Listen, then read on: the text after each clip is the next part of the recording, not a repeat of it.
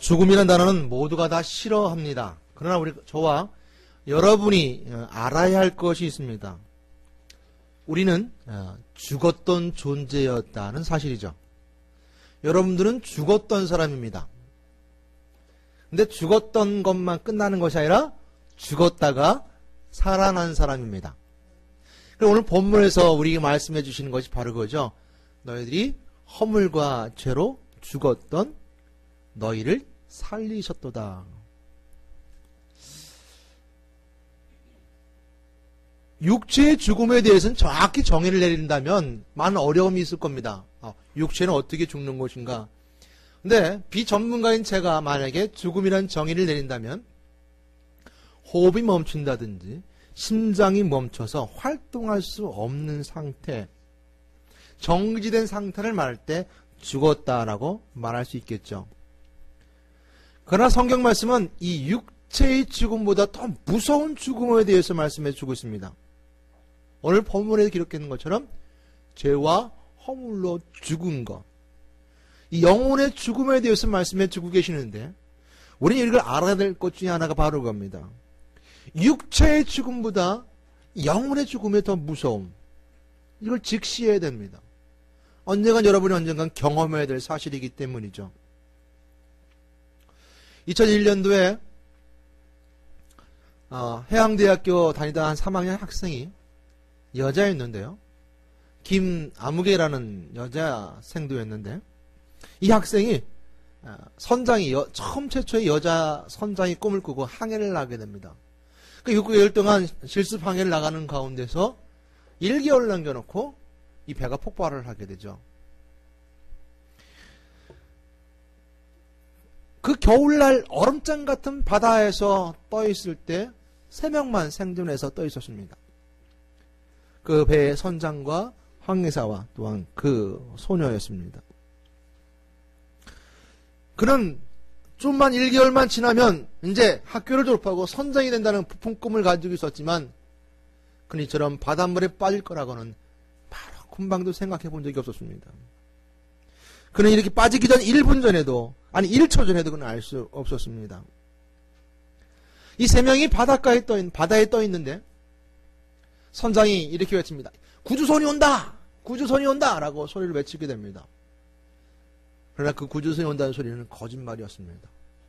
2명에게 희망을 주기 위해서 거짓말했어요.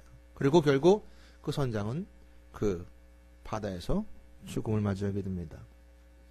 또한 그 함께 있던 항해사도 그 마지막 생명에 끓인 투비를 내놓고 항해사도 너는 살아야 한다라는 소리를 하고 물속에 죽음으로 떠나갑니다. 이 소녀는 막 몸부림치면서 마지막 생을 포기하지 않기 위해서 선장이 이렇게 외쳤던 그 소리를 기억하게 됩니다. 구조선이 온다. 실질적으로 오진 않지만 그 소리를 듣고 그는 이렇게 생각합니다. 내가 낙관적으로 생각할 땐 살아남겠지만, 온다라고 생각할 땐 살아남겠지만 비관적이면 난 죽을 수밖에 없다. 비관적이면 난 죽을 수밖에 없다라고 생각하고 결국 버팀을 통해서 생명을 구했습니다. 그리고 그는 이렇게 고백합니다. 나는 덤의 인생을 살고 더 무거운 인생의 무거운 책임감을 느끼며 살아갑니다. 나는 오늘을 게으르게 불성실하게 살아갈지 모르지만 그분들을 생각할 땐 나는 오늘 내가 성실하게 살아갈 수밖에 없습니다. 그렇게 살아야 될 책임감을 느낍니다. 라고 그는 고백하는 실화의 이야기 속에 보게 됩니다. 죽었던 사람이 새롭게 태어나면요, 그렇게 기쁠 수가 없는 거예요. 책임감도 있습니다. 거기에 따른 아주 아름다운 행복의 모습도 있습니다. 오늘 여러분들 예수 그리스도가 여러분을 위해서 죽으시고 여러분들이 죄와 허물 가운데 죽었다가 다시 살아나셨습니다라고 외칠 때 그것이 가슴에 와닿고 정말 느껴지게 될 때 그건 기쁨이 있는 겁니다. 더 책임감이 있는 겁니다. 오늘 인생의 삶을 살아가는 영혼의 삶이 더 책임감이 있는 것이죠. 그러나 우리는 너무 모를 때가 너무 많다는 겁니다. 사람들은 이런 구원의 처질, 호와 재물색에 빠져있으면서도 불구하고 거기서 헤어나와야 된다는 필요성을 못 느끼는 거예요. 지금 바다에 망망대해에 떠다니며 겨울바다에 추운 가운데 있었던 이 3명의 사람들처럼 갈급하고 절실하지 못한 것이 사람들의 모습입니다. 구원의 필요성을 느끼지 못하죠. 성경은 그런 자들을 어둠 속에 있는 자들이라고 말합니다. 무지의 자녀다라고 말합니다. 그 모습을 바울은 아주 적나라하게 오늘 우리에게 보여주고 있습니다. 오늘 본문 말씀 가운데 이렇게 말씀하시죠. 허물과 죄로 죽었던 허물과 죄. 이 허물이라는 말은요, 위반한다는 말에서 유래됐습니다. 위반한다. 이 죄는 관역을 맞추지 못했다라는 뜻에서 유래가 되었습니다. 그러니까 이 죄는 하나님으로부터 멀어지는 것을 죄라고 합니다. 허물은 위반하는 것. 오늘도 삶을 살면서 우리가 인생을 살면서 점점 하나님께 가까이 가지 않고, 아까 장로님 말씀하셨던 것처럼 하나님과 가까이 하지 않고 세상을 자꾸 접하면 그쪽으로 향해 가는 것, 이런 것을 우리가 위반한다라고 표현할 수 있겠죠. 그 가운데 죽었다는 말이 우리에게 더 가슴이 와닿습니다. 죽어있다는 거죠. 그것이 살아가는 인생길이 아니라는 거예요. 바다 더 깊은 속으로 빠져들어가는 것은 죽으러 가는 거죠. 죄가 허물러 죽어가는 자들입니다. 죽었던 사람들입니다. 그들의 상태에서 어떻게 성경 우리가 말씀해 주고 있나요? 오늘 2절, 3절 말씀을 바로 보게 되면 이렇게 말씀해 주고 있습니다. 그때 너희는 그 가운데 생하여 이 세상 풍조를 따르고. 우리가 영적인 생명을 얻은 사람과 그렇지 않은 자들, 불신자들과 신앙 있는 자들과 나눴을 때 오늘 4가지를 말씀해 주고 있습니다. 4가지 상태죠. 어떤 상태입니까? 첫 번째, 이 세상 풍조를 따르고 있습니다. 이 세상 풍조라는 것은 가치관입니다. 이 세상 풍조라는 것은 세상을 따라가는 자입니다. 세상의 풍속을 따라가는 자입니다. 그래서 가치를 그곳에 두는 거예요. 가치를 그곳에 둬서 그 가치를 따라가는 자입니다. 물고기가 물길을 따라야 됩니다. 그러나 죽은 물고기는 물길을 따라 거슬러 나가지 못합니다. 그냥 거기에 흘러가는 데로 갑니다. 죽어있는 물고기죠. 세상이 흘러가는 데로 가는 거예요. 세상이 이렇게 가면 이렇게 가는 것이고 저렇게 가면 저렇게 가는 것이고 세상 풍조를 따라갔습니다. 첫 번째, 세상 풍조를 따랐다라고 말씀해 주고 있습니다. 두 번째 뭐였습니까? 공중의 권세 잡은 자를 따랐다. 공중 권세 잡은 자는 곧 마귀를 말합니다. 에베소서에 가지고 있는 세계관, 그리고 유대인들이 가진 세계관은 3층 전의 구조를 두고 있습니다. 그러니까 구조죠. 세계관은 3층 전의 구조를 두고 있는데 이 시대는요, 땅에는 사람이 있고 하늘에는 천국이 있고 중간에는 마귀가 그곳에 있다라고 3층 전의 구조로 사람들이 세계관 속에 사고하고 있었습니다. 그래서 공중의 권세 잡은 자를 따랐다는 것, 즉 성령이 우리 속에 있지 않고 누구를 따랐어요? 마귀를 따랐다는 겁니다. 두 번째는 그래서 공중 권세 잡은 자를 따랐다. 능력을 따라갔고 권력을 따라갔고 힘을 따라갔고 그 공중 권세 잡은 자의 그 세력을 따라갔다는 것. 두 번째는 바로 세상의 풍습을 따라갔고 공중 권세 잡은 자를 따랐다 했습니다. 세 번째는 뭐라고 말씀하고 있습니까? 전에는 우리도 그 가운데 우리 육체의 욕심을 따라 지내며 그랬습니다. 욕심은 마귀가 가장 좋아하는 것이고 마귀 운전대 앞에서 나가는 것이 바로 욕심입니다. 욕심을 조정해서 사람을 움직이죠. 이게 마귀의 특징입니다. 마귀는 인간의 욕심을 통해서 마귀가 하고 싶은 일들이 일어나가요. 그 욕심을 통해 일어나갑니다. 욕심이 나가서 교만하게 되고 욕심이 나가서 시기하게 되고 욕심이 나가서 질투하게 되고 욕심이 생겨 남의 것을 탐욕으로 빼앗게 되고 욕심을 통해서 내가 하지 못한 일들을 더 강하게 해서 사기하게 되고 거짓말하게 되고 이것이 마귀가 좋아하는 것입니다. 우리 육체의 욕심을 따라 지내며 이것이 전에 허물과 죄로 죽었던 우리의 본질적인 모습이었습니다. 세 번째 뭐였습니까? 본질상 진노의 자녀였더라. 육체의 마음이 원하는 것을 하여 다른 이들과 같이 본질상 진노의 자녀였더라. 내 마음대로 하는 겁니다. 하나님 마음대로 하지 않습니다. 성령 인도하심 받지 않습니다. 자기중심적이죠. 자기중심적이죠. 이기적이죠. 자기 소원대로 하는 겁니다. 그래서 육체와 마음이 원하는 것을 하며 다른 이들과 같이 본질상 진노의 자녀였다는 거예요. 하나 앞에서 진노의 자녀. 본질적으로 진노했다는 겁니다. 이 본질상 진노의 자녀라는 말씀에게 본질, 본성, 우리 마음대로 했던 누구를 볼 수 있습니까? 아담과 하와를 볼 수 있죠. 창세기 나오는 2장과 3장에 등장하게 되는 아담과 하와는 바로 자기 뜻대로 자기 멋대로 하다가 하나님과 약속을 하게 되고 에덴 동산의 쫓겨남을 통해서 실질적으로 죽었다는 말이 우리 삶 가운데 이루어지게 된 것, 허물과 죄로 죽은 자들이라는 것이 바로 이루어진 사건이 바로 창세기 사건들 아닙니까? 그 아담과 하와가 죽었다. 너희들이 정령 저 열매를 먹는 날은 죽으리라는 말씀에 따라 그들은 먹지 말았음에도 불구하고 그 열매를 따먹고 에덴성을 쫓겨남을 통해서 허물과 죄로 살아갈 수밖에 없는 영혼의 죽은 자로 살아가는 것. 이것이 우리에게 이루어진 그 죽음이라는 사건이잖아요. 오늘 이것이 바로 우리가 죽었던 그 실체의 모습이고 우리가 예수 믿기 전의 실체라는 겁니다. 아직도 예수 믿는데 이것에서 벗어나지 않았다면 오늘 내가 예수 믿는 것을 다시 한번 돌아와 봐야 되는 거예요. 내가 예수 믿는 자의 삶을 다시 한번 돌아와 봐야 되는 거예요. 오늘 성경 우리에게 그렇게 말씀해 주고 있습니다. 허물과 죄로 죽었던 너희를 그가 살리셨도다. 내가 할 것은 아무것도 없었습니다. 내 노력은 없었습니다. 그가 살리신 거예요. 이 허물과 죄에서 우리를 이겨낼 수 있는 방법이 없어요. 우리에게 능력이 없어요. 우리에겐 가진 것이 없어요.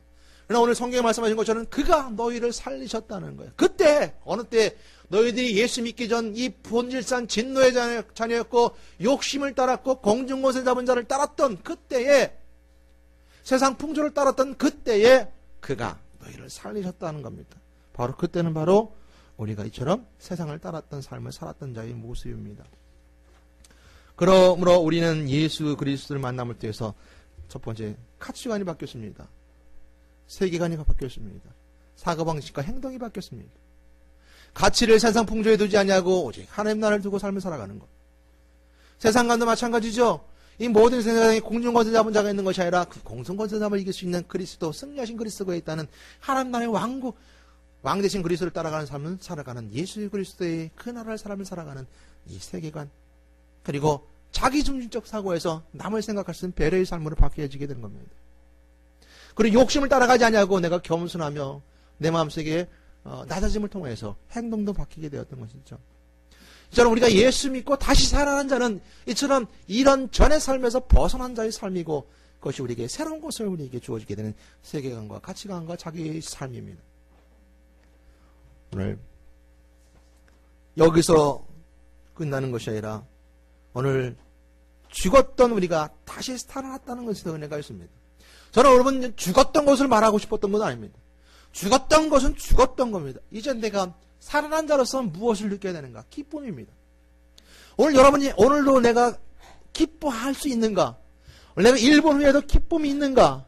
내게 행복이 있는가라는 것입니다. 우리는 다시 살아났습니다. 다시 생명이 우리에게 주어지게 되었습니다. 누가? 예수 그리스도가. 예수 그리스도는 부활이시여 부활의 그 주체요 부활의 중심이기 때문에 다시 살아나신 예수 그리스도를 통해서 우리는 다시 살아났으며 그 다시 살아난 자가 어둠에 있지 아니하고 빛에 있으며 끝에 있지 아니하고 새롭게 시작하며 죽음에서 생명으로 옮겼다는 사실이 우리에게 은혜가 된다는 사실입니다. 여러분 새로운 생명의 삶, 기쁨의 삶을 살아가는 여러분 되시기를 주님의 이름으로 부탁드리고 축원합니다. 예수님이 죽은 나사로를 살리기 전에 예수님이 찾아가시게 됩니다. 그 소리를 들었죠. 그래서 죽은 나사로를 살리러 갈 때 마르다를 만나게 됩니다. 마르다가 말합니다. 마지막 날에 부활의 날에 내가 다시 살아날 것을 압니다. 라고 마르다가 말합니다. 예수님께 이렇게 이르시죠. 요한복음 11장 말씀이 나오는 말씀입니다. 11장 말씀. 나는 부활이요 생명이니 나를 믿는 자는 죽어도 살겠고 살아서 믿는 자는 영원히 죽지 아니하리라. 이것을 내가 믿느냐? 내가 믿느냐 하고 물어봤어요. 그러하여다. 난 믿습니다. 말하다가 말하죠. 저는 그리스도요 세상으로 오신 하나님부터 세상으로 오신 하나님이심을 내가 믿습니다. 라고 말하다가 고백하게 됩니다. 오늘 마르다의 고백 속에 있었던 것처럼 예수 그리스도가 부활의 주체요 믿는 자들에게 부활의 은혜가 주어지게 되고 죽어있던 나사로가 다시 살아나게 됩니다. 이것이 우리에게 주신 실제적인 실체의 모습이고 실제의 성경 말씀이에요. 내가 다시 살아났다는 걸 믿어지지 않을 때 오늘 죽은 나사로가 살아났던 사건을 기억하시길 바라겠습니다. 죽은 나사로가 살아났던 것. 죽은 나사로는 그 무덤 속에서 아무것도 하지 못했습니다. 죽은 나사로는 아무것도 움직이지 못했습니다. 그 육체가 죽어 있었기 때문에 호흡조차도 끊어졌었고 아무것도 할 수 없었고 꽁꽁 묶여 있었던 그 나사로가 주님께서 명령하실 때 그 관을 차고 나올 수 있었던 것은 주님이 하셨기 때문이고 그리스도가 하셨기 때문입니다. 그러기에 허물과 죄로 죽었던 너희를 살리셨더라 하는 말씀이 우리에게 응답되어지게 되고 은혜가 되는 것은 바로 그가 하셨기 때문에, 예수님이 하셨기 때문에, 그때 그가 우리를 살리셨기 때문에, 부활의 주체이신 예수 그리스도가 살리셨기 때문에 우리에게 주신 은혜 가운데 그 부활의 은혜는 다시 한번 생명의 은혜로 우리에게 주어지게 되고 그 기쁨은 우리가 배가 된다는 사실입니다. 오늘 우리가 다시 살아나는 은혜 가운데 한번 돌아볼 수 있는 은혜는 생명이 우리 안에 있다는 것이죠. 이것은 하나님의 기쁨입니다. 하나님 기뻐하신 일이라는 사건입니다. 마태복음 18장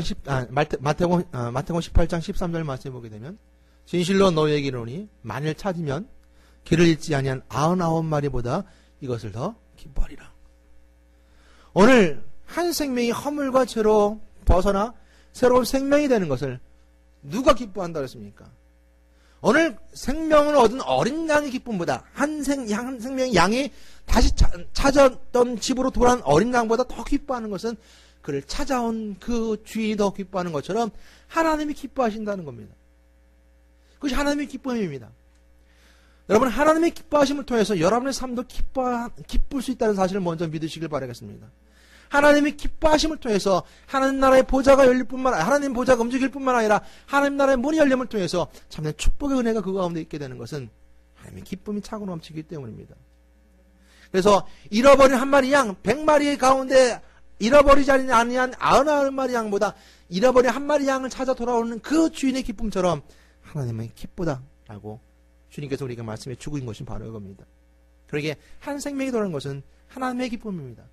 여러분이 허물과 죄에서 죽었다가 살아나는 그 시간부터 하나님이 기뻐하셨다는 사실, 여러분이 생명을 얻을 때, 여러분이 예수 그리스도를 믿고 생명 가운데 거할 때 하나님이 기뻐하셨다는 사실을 믿는 여러분 되시길 바라겠습니다.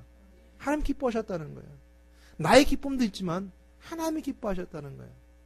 이것이 우리에게 은혜가 되는 겁니다. 요한복음 15장 11절 말씀 보게 되면 내가 이것을 너에게 이르면 내 기쁨이 너희 안에 있어 너희 기쁨을 충만하게 하려 함이라 그랬습니다. 오늘 그 기쁨이, 하나님의 기쁨이 우리 안에 기쁨이 된다는 겁니다. 내가 이것을 너에게 이르면 내 기쁨이 너희 안에 있어 너희 기쁨을 충만하게 하려 함이라. 하나님이 기뻐하니까 요한복음 15장 11절 말씀에 그 기쁨이 너희 안에 있어가지고 너희 기쁨이 충만하다는 겁니다.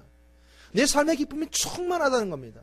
그러기에 하나님의 기쁨은 곧 나의 기쁨이고 하나님의 기쁨은 나의 삶의 기쁨으로 충만하게 됨을 통해서 내가 오늘로 기쁘게 삶을 살아갈 수 있다는 것이죠. 오늘 우리는 허물과 죄로 죽었던 자의 모습처럼 세상 가운데 광야 같은 세상에서 삶을 살아갑니다. 불신자들이 가득하고 공중권세자를 따르는 자들, 또한 욕심이 있는 자들, 자기 중심적인 삶을 살아가는 사람들, 또한 이 세상 풍속을 따라서 즐기자, 나누자, 먹고 마시자 하는 사람들을 그들 가운데서 삶을 살아가게 됩니다. 분명한 것은 여러분의 기쁨은 거기 있으면 안 된다는 거예요. 우리의 기쁨은 거기 있으면 안 된다는 거예요. 우리의 기쁨은 오늘 하나님의 기쁨 가운데 우리 기쁨이 있어야 되는 것이고 그 기쁨이 충만할 때 오늘 우리의 기쁨은 그 충만을 통해서 행복한 삶으로 바뀌게 된다는 것. 오늘 우리가 다시 돌아볼 수 있는 것은 나는 죽었다. 그리고 다시 살아났다. 이 기쁨이 있다면 무엇이든 못할 게 어디 있겠습니까? 내가 오늘 당장 죽음의 선포를 받고 선고를 받고 내가 오늘 죽을지 내일 죽을지 모른다는 선고의 병원의 선고를 받고 고민하다가 내가 기도를 통해서 하나님의 음성 듣고 기도를 통해서 아니 병원의 의사의 손길을 통해서 내가 죽음에서 빠져나와 생명을 얻었다는 소리를 들었다면 여러분 무엇이든 못할 게 없는 겁니다. 나는 무엇이든 다 할 수 있습니다. 나는 어떤 것도 두렵지 않습니다. 어떤 것도 내가 부족하지 않습니다. 어떤 것도 다 부족하지 않습니다. 어떤 건 비교 속에서 나는 그거보다 더 많은 것을 가지지 않았다 하더라도 난 부족함이 없습니다. 나는 생명이 있기 때문이죠. 나는 생명이 있기 때문에 난 살아났잖아요. 그것이 바로 우리의 기쁨이 되어야 된다는 것입니다. 그러기에 세상의 여러 가지 것들로 세상의 풍요로움으로 내가 오늘도 절망할 필요가 없는 거예요. 세상의 여러 가지 것들로 내 영혼이 슬퍼할 이유가 없는 거예요. 우리는 죽었다 살아난 영혼이고 그 기쁨이 우리 가운데 가득 차고 넘쳐나기 때문에 오늘 내가 더 두렵지 않고 즐겁게 신앙생활 할 수 있는 겁니다. 오늘 여러분에게 다시 한번 말씀드리고 싶은 것은 나는 죽었다가 살아났다. 허물과 죄로 죽었던 너희를 살리셨다라는 말씀이 가슴 깊이 새김을 통하여서 다시 한번 은혜 가운데 하나님께 영광 돌리는 여러분 되시기를 주님의 부탁드리고 축원드립니다. 생명이 있는 자의 기쁨은 오늘의 행복이요 바로 다음의 행복입니다. 내가 오늘 생명을 아는 자들은 여기만 끝이는 것이 아니죠. 죽어도 살겠고 살아서 믿는 자는 영원히 죽지 아니하리라. 내가 오늘 행복하게 살 수 있다는 것은 다음이 행복하다는 이야기입니다. 내가 오늘 불행하게 살면서 나가면 다음도 불행한 거예요. 오늘 천국이 우리에게 행복이 될 수 있는 것은 내가 오늘도 행복하고 기쁘게 살아가는 겁니다. 오늘 그 은혜 가운데 다시 한번 돌아보면서 육체적 생명이란 육체적으로 호흡을 하는 것입니다. 심장이 뛰는 것입니다. 영혼이 살아있다는 것은 하나님을 아는 것입니다. 가까이 가려고 하는 것입니다. 영혼이 살아있다는 것은 예수 그리스도가 사랑의 심장에 있어서 그 사랑으로 흥분하고 기뻐하는 것입니다. 여러분 마음속에 예수 그리스도의 심장을 품고 여러분 예수 그리스도의 사랑의 마음 품고 세상 가운데 그 사랑을 나눠주고 그 기쁨 가운데 기쁨을 누리며 또한 하나님을 가까이 함을 통해서 여러분이 살아있는 영혼이 되시기를 우리 주 예수 그리스도 이름으로 부탁드리고 축원합니다. 기도하겠습니다. 하나님 감사합니다. 죽었던 영혼입니다. 너무 모를 때가 많습니다. 오늘도 내가 위반하고 허물 때문에 죄 때문에 또 넘어지고 쓰러집니다. 아버지 죄 많은 영혼이 말씀을 선포할 때 저도 죄 많은 영혼이었고 슬픔 많은 영혼이고 위반하고 허물 많은 영혼이었지만 내가 주님을 의지합니다. 예수 그리스도가 살리셨기 때문에 오늘 내가 이 1시간 전, 1분 전, 아니 이틀 전, 하루 전 내가 죄 가운데 있었던 존재라 하더라도 주님이 나를 살리시기에 내가 주님의 말씀에 의지하고 주님을 붙잡습니다. 그 그리스도를 붙잡고 그가 너희를 살리셨다는 말씀을 다시 한번 붙잡고 내가 주님 안의 삶으로 그 모든 전의 삶을 다 벗어던지고 다시 한번 주님에게 가까이 가고자 오늘도 기도하고 예배드립니다.